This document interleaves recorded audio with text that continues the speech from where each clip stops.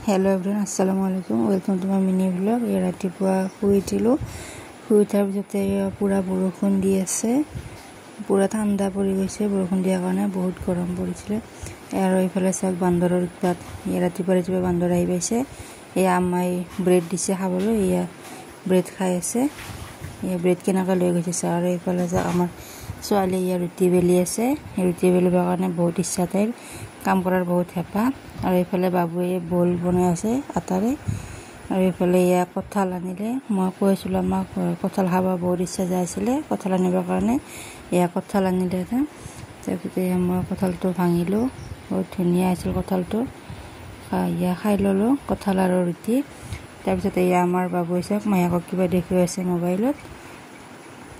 বাবুক গা পা ধুৱাই দিলোঁ। গা পা ধুই তাৰপিছত চাওক মোৰ চুলিৰ ষ্টাইল কৰি আছে, ষ্টাইল কৰি দি আছে মোৰ চুলিৰ। এয়া চুলিৰ অৱস্থা কি কৰি দিছে চাওক মোৰ।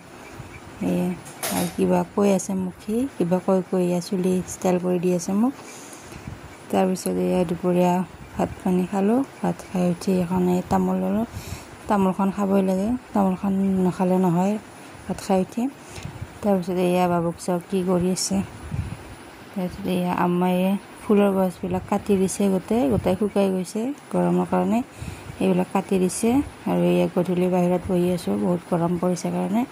এয়া হাজবেণ্ড আহিছে, হাজবেণ্ডৰ লগত বহি আছোঁ চোতালত। এয়া ৰাতিৰ ভাত পানী খালোঁ, খাই উঠি শুব আহিলোঁ। আজিলৈ ভিডিঅ'টো ইমানে, বাই।